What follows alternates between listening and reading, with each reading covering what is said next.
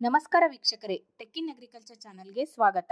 ಈ ಸಂಚಿಕೆಯಲ್ಲಿ PUC ನಂತರ BSc ಅಗ್ರಿಕಲ್ಚರ್ ಅಂದರೆ BSc ಕೃಷಿ ಕೋರ್ಸ್ ತಗೋಬಹುದು ಮತ್ತೆ ಮುಂದೆ ಇದರ ಜಾಬ್ ಆಪರ್ಚುನಿಟಿ ಹೇಗಿರ್ತವೆ ಅಂತ ತಿಳಿಯೋಣ. ತುಂಬ ಸ್ಟೂಡೆಂಟ್ಸ್ ಮತ್ತು ಪೇರೆಂಟ್ಸ್ಗಳಿಗೆ BSc ಅಗ್ರಿಕಲ್ಚರ್ ಆದಮೇಲೆ ಯಾವ ತರಹದ ಕೆಲಸ ಸಿಗುತ್ತೋ ಇಲ್ವೋ ಅಂತ ಕನ್ಫ್ಯೂಸ್ ಆಗಿರ್ತಾರೆ. ಈ ಸಂಚಿಕೆಯಲ್ಲಿ ಅದರ ಬಗ್ಗೆ ಮಾತಾಡೋಣ. ಈ 4 ವರ್ಷದ BSc ಅಗ್ರಿಯಲ್ಲಿ 8 ಸೆಮಿಸ್ಟರ್ಗಳು ಬರ್ತವೆ. ಈ ಸೆಮಿಸ್ಟರ್ಗಳಲ್ಲಿ agriculture economics, entomology, plant pathology, genetics and plant breeding, agronomy and soil science ಹೀಗೆ ಅನೇಕ ರೀತಿಯಾದಂತಹ ಸಬ್ಜೆಕ್ಟ್ಗಳನ್ನು ಕಲಿತೀರಾ. BSc ಅಗ್ರಿ ಆದ ನಂತರ ಅಗ್ರಿ ಅಂಡ್ ನಾನ್ ಅಗ್ರಿ ಎರಡೂ ಸ್ಟ್ರೀಮ್ಗಳಲ್ಲೂ ಸಹ ಕೆಲಸವನ್ನು ಪಡಿಬಹುದು. ಅಗ್ರಿ ಸ್ಟ್ರೀಮ್ನಲ್ಲಿ ಹೇಳೋದಾದರೆ ಸ್ಟೇಟ್ ಅಗ್ರಿಕಲ್ಚರ್ ಡಿಪಾರ್ಟ್ಮೆಂಟ್ನಲ್ಲಿ agriculture officer and assistant agriculture officer ಹುದ್ದೆಗಳಲ್ಲಿ ಸೇರಬಹುದು. ಇವುಗಳಿಗೆ ಸಪರೇಟ್ ಎಂಟ್ರೆನ್ಸ್ ಎಕ್ಸಾಮ್ ಇರ್ತವೆ.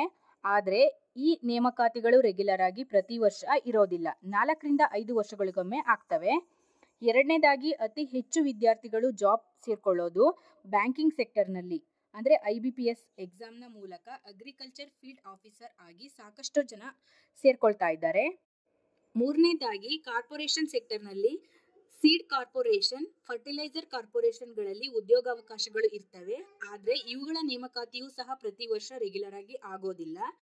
ನಾಲ್ಕನೇದಾಗಿ ಕೃಷಿ ಸಂಬಂಧಿಸಿದಂತಹ ಕಂಪನಿಗಳಲ್ಲಿ including Indian company and multi national ಕಂಪನಿಗಳಲ್ಲಿ ಉದ್ಯೋಗಾವಕಾಶ ಇರ್ತವೆ. ಪ್ರತಿ ಕಂಪನಿಯಲ್ಲೂ ಸಹ ಸೇಲ್ಸ್ ಡಿವಿಷನ್ ಇರುತ್ತೆ. ಈ ವಿಭಾಗದಲ್ಲಿ BSc ಅಗ್ರಿ ಮುಗಿಸಿದ ವಿದ್ಯಾರ್ಥಿಗಳಿಗೆ ಉದ್ಯೋಗಾವಕಾಶ ಇರ್ತವೆ. ಐದನೇದಾಗಿ Food Corporation of India NABARD ಸಂಸ್ಥೆಗಳಲ್ಲಿ ಉದ್ಯೋಗಾವಕಾಶ ಇರ್ತವೆ. ಆರನೇದಾಗಿ ಬೋರ್ಡ್ ಸೆಕ್ಟರ್ನಲ್ಲಿ ಉದಾಹರಣೆಗೆ silk board, coffee board, coconut board ಇಂತಹ ಸರ್ಕಾರಿ ಸಂಸ್ಥೆಗಳಲ್ಲಿ ಉದ್ಯೋಗಾವಕಾಶ ದೊರೀತವೆ. ಆದರೆ ಇವುಗಳ ಉದ್ಯೋಗಗಳ ಸಂಖ್ಯೆ ಕಡಿಮೆ ಇದ್ದು ಇವುಗಳು ರೆಗ್ಯುಲರ್ ಆಗಿ ನೇಮಕಾತಿಗಳು ಆಗೋದಿಲ್ಲ. ಏಳನೇದಾಗಿ ಎಂಟರ್ಪ್ರಿನರ್ಶಿಪ್ ಆಪರ್ಚುನಿಟಿ. BSc ಅಗ್ರಿ ಮುಗಿಸಿದ ಕೆಲವು ಯುವಕ ಯುವತಿಯರು ಸ್ವಂತವಾಗಿ ಅಗ್ರಿ ಕ್ಲಿನಿಕ್ ಮತ್ತು ಪೆಸ್ಟಿಸೈಡ್ ಫರ್ಟಿಲೈಸರ್ ಶಾಪ್ ಇಟ್ಕೊಂಡ್ಬಿಟ್ಟು ಸ್ವಯಂ ಉದ್ದಿಮೆ ನಡೆಸ್ತಾ ಇದ್ದಾರೆ. ನಾನ್ ಅಗ್ರಿ ಸ್ಟ್ರೀಮ್ಗಳಲ್ಲಿ ಹೇಳೋದಾದರೆ ಕೆಲವು ವಿದ್ಯಾರ್ಥಿಗಳು UPSC ಮತ್ತು KPSCಗಳಲ್ಲಿ ಅಗ್ರಿಕಲ್ಚರನ್ನು ಸಬ್ಜೆಕ್ಟ್ ಆಗಿ ತಗೊಂಡು ಉತ್ತೀರ್ಣರಾಗಿ ಒಳ್ಳೆಯ ಹುದ್ದೆಯಲ್ಲಿ ಇದ್ದಾರೆ. ಮತ್ತು ಇನ್ನೂ ಕೆಲವರು ಸ್ಟಾಫ್ ಸೆಲೆಕ್ಷನ್ ಕಮಿಷನ್ ಅಂದರೆ SSC ಮತ್ತು FDA ಎಕ್ಸಾಮ್ಗಳನ್ನು ಕ್ಲಿಯರ್ ಮಾಡಿ ಸರ್ಕಾರಿ ಹುದ್ದೆಯಲ್ಲಿದ್ದಾರೆ. BSc ಅಗ್ರಿ ನಂತರ ಉನ್ನತ ಶಿಕ್ಷಣಕ್ಕಾಗಿ MSc ಅಗ್ರಿಗೆ ಸೇರಬಹುದು. ಇದಕ್ಕೆ ಸ್ಟೇಟ್ ಎಂಟ್ರೆನ್ಸ್ ಮತ್ತು ICAR ಸೆಂಟ್ರಲ್ ಎಂಟ್ರೆನ್ಸ್ಗಳು ಇರ್ತವೆ. ICAR ಸೆಂಟ್ರಲ್ ಎಂಟ್ರೆನ್ಸ್ಗಳಲ್ಲಿ ಕ್ಲಿಯರ್ ಆದರೆ ಫೆಲೋಶಿಪ್ ಕೂಡ ನಿಮಗೆ ಸಿಗುತ್ತೆ. MSc ಅಗ್ರಿ ನಂತರ ಈ ಉದ್ಯೋಗಾವಕಾಶಗಳ ಜೊತೆ ಇನ್ನೂ ಹೆಚ್ಚಿನ ಉದ್ಯೋಗಾವಕಾಶಗಳು ಸಿಗ್ತವೆ. MSc ಅಗ್ರಿಯಲ್ಲಿ ನೀವು BSc ಅಗ್ರಿಯಲ್ಲಿ ಓದಿದ ಯಾವುದಾದರೊಂದು ಸಬ್ಜೆಕ್ಟನ್ನು ಆಯ್ಕೆಯಾಗಿ ತಗೊಳ್ಬೇಕು. MSc ಅಗ್ರಿಯಲ್ಲಿ 1 ವರ್ಷ ಕೋರ್ಸ್ ವರ್ಕ್ ಇರುತ್ತೆ, ಹಾಗೆ ಇನ್ನೊಂದು ವರ್ಷ ರಿಸರ್ಚ್ ವರ್ಕ್ ಇರುತ್ತೆ. ಪ್ರತಿ ವಿದ್ಯಾರ್ಥಿಗೆ ಒಬ್ಬ ರಿಸರ್ಚ್ ಗೈಡನ್ನು ನೇಮಕ ಮಾಡ್ತಾರೆ. ಇವರ ಮಾರ್ಗದರ್ಶನದಲ್ಲಿ 1 ವರ್ಷ ಕೃಷಿಯಲ್ಲಿ ಸಂಶೋಧನೆ ಮಾಡಿ ಥೀಸಿಸ್ ಅನ್ನು ಸಬ್ಮಿಟ್ ಮಾಡಿ MSc ಅಗ್ರಿ ಪದವಿಯನ್ನು ನೀವು ಪಡಿಬಹುದು. MSc ಅಗ್ರಿ ನಂತರ ಡಿಪಾರ್ಟ್ಮೆಂಟ್ಗೆ ತಕ್ಕಂತೆ ಅಂದರೆ ನೀವು ಸೆಲೆಕ್ಟ್ ಮಾಡಿರುವಂತಹ ಸಬ್ಜೆಕ್ಟ್ಗೆ ತಕ್ಕಂತೆ ಉದ್ಯೋಗಾವಕಾಶಗಳು ದೊರೀತವೆ. ಸ್ಟೇಟ್ ಡಿಪಾರ್ಟ್ಮೆಂಟ್ನಲ್ಲಿ assistant director of agriculture, agriculture officer, assistant agriculture ಆಫೀಸರ್ಗಳಾಗಿ ಉದ್ಯೋಗಾವಕಾಶಗಳನ್ನು ಪಡಿಬಹುದು. ASRB ಅಂದರೆ ಅಗ್ರಿಕಲ್ಚರ್ ಸೈಂಟಿಸ್ಟ್ ರಿಕ್ರೂಟ್ಮೆಂಟ್ ಬೋರ್ಡ್.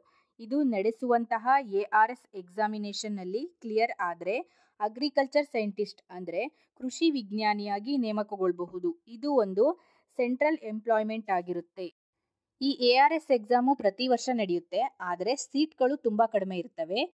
ನೀವು MScಯಲ್ಲಿ ತೆಗೆದುಕೊಂಡಿರುವ ಸಬ್ಜೆಕ್ಟ್ನ ಆಧಾರದ ಮೇಲೆ ಈ ಎಕ್ಸಾಮ್ ಸಿಲೆಬಸ್ ಇರುತ್ತೆ, ಹಾಗೂ ಸಬ್ಜೆಕ್ಟ್ ಆಧಾರದ ಮೇಲೆ ನಿಮ್ಮ ಜಾಬ್ ರೋಲ್ ಇರುತ್ತೆ. MScಯಲ್ಲಿ ಅಗ್ರೋನಾಮಿ ತಗೊಂಡ್ರೆ ನೀವು ಅಗ್ರೋನಮಿಸ್ಟ್ ಆಗ್ತೀರಾ, ಪ್ಲಾಂಟ್ ಪೆಥಾಲಜಿ ತಗೊಂಡ್ರೆ plant pathologist, genetics and plant breeding ತಗೊಂಡ್ರೆ ಪ್ಲಾಂಟ್ ಬ್ರೀಡಿಂಗ್, ಎಂಟಮಾಲಜಿ ತಗೊಂಡ್ರೆ ಎಂಟಮಾಲಜಿಸ್ಟ್. ಹೀಗೆ ಅನೇಕ ರೀತಿಯ ಜಾಬ್ ರೋಲ್ಗಳಿರ್ತವೆ. ಅಗ್ರಿಕಲ್ಚರ್ ಕಂಪನಿಗಳಲ್ಲೂ ಇನ್ಕ್ಲೂಡಿಂಗ್ ಇಂಡಿಯನ್ ಅಂಡ್ MNC ಕಂಪನಿಗಳಲ್ಲೂ ಈ ಆಧಾರದ ಮೇಲೆ ಜಾಬ್ ನೋಟಿಫಿಕೇಶನ್ ಕರೀತಾರೆ. ಬ್ರೀಡರ್ ಅಗ್ರೋನಾಮಿಸ್ಟ್ ಬೇಕಾಗಿದ್ದಾರೆ ಅಂತ ಸ್ಪೆಸಿಫಿಕ್ ಆಗಿ ನೇಮಕಾತಿಯನ್ನು ಮಾಡ್ಕೊಳ್ತಾರೆ. MSc ಅಗ್ರಿ ಆದಮೇಲೆ ನಿಮಗೆ ಸಬ್ಜೆಕ್ಟ್ ಆಧಾರದ ಮೇಲೆ ಕೆಲಸಗಳು ಸಿಗ್ತವೆ. ಯೂನಿವರ್ಸಿಟಿಗಳಲ್ಲಿ ಅಸಿಸ್ಟೆಂಟ್ ಪ್ರೊಫೆಸರ್ಗಳಾಗಿ ಮತ್ತು ಸಬ್ಜೆಕ್ಟ್ ಮ್ಯಾಟರ್ ಸ್ಪೆಷಲಿಸ್ಟ್ಗಳಾಗಿ ಜಾಬ್ ಕಾಲ್ ಮಾಡ್ತಾರೆ. ಆದರೆ ಇದಕ್ಕೆ ತುಂಬ ಕಾಂಪಿಟೇಷನ್ ಇರುತ್ತೆ ಮತ್ತು ರೆಗ್ಯುಲರ್ ಆಗಿ ಈ ನೇಮಕಾತಿಗಳು ನಡೆಯೋದಿಲ್ಲ. Silk board, coffee board, tea board, spice ಬೋರ್ಡ್ಗಳಲ್ಲಿ ಕೆಲವು ಸಬ್ಜೆಕ್ಟ್ಗಳಲ್ಲಿ ಸೈಂಟಿಸ್ಟ್ ಪೋಸ್ಟ್ ಕಾಲ್ ಮಾಡ್ತಾರೆ. ಇವು ಕೂಡ ರೆಗ್ಯುಲರ್ ಆಗಿ ರಿಕ್ರೂಟ್ಮೆಂಟ್ ಆಗೋದಿಲ್ಲ. MSc ಆದಮೇಲೆ SSC ಅಂದರೆ ಸ್ಟಾಫ್ ಸೆಲೆಕ್ಷನ್ ಕಮಿಷನ್ ನಡೆಸುವ ಅನೇಕ ಅಗ್ರಿಕಲ್ಚರ್ಗೆ ಸಂಬಂಧಿಸಿದಂತಹ ಸೆಲೆಕ್ಷನ್ ಪೋಸ್ಟ್ಗಳಿಗೆ ಅಪ್ಲೈ ಮಾಡಬಹುದು. ಪ್ರೈವೇಟ್ ಕಂಪನಿಗಳಲ್ಲಿ ರಿಸರ್ಚ್ ಆ್ಯಂಡ್ ಡೆಮಾನ್ಸ್ಟ್ರೇಷನ್ ವಿಭಾಗಗಳಲ್ಲಿ ಅಗ್ರೋನಮಿ, ಪ್ಲಾಂಟ್ ಪೆಥಾಲಜಿ, ಬ್ರೀಡರ್, ಎಂಟಮಾಲಜಿಸ್ಟ್ಗಳಿಗೆ ಉದ್ಯೋಗಗಳು ದೊರೀತವೆ. ಪ್ರೆಸೆಂಟ್ ಆಗಿ ಯಾವ ಸಿಚುಯೇಷನ್ ಇದೆ ಅಂತ ಮುಂದಿನ ವಿಡಿಯೋದಲ್ಲಿ ತಿಳಿಸ್ತೀವಿ. ಈ ವಿಡಿಯೋ ಇಷ್ಟ ಆದರೆ ವಿಡಿಯೋನ ಲೈಕ್ ಮಾಡಿ, ಶೇರ್ ಮಾಡಿ. ಹಾಗೆ ಟೆಕ್ ಇನ್ ಅಗ್ರಿಕಲ್ಚರ್ ಚಾನಲನ್ನು ಸಬ್ಸ್ಕ್ರೈಬ್ ಮಾಡಿ. ಧನ್ಯವಾದಗಳು.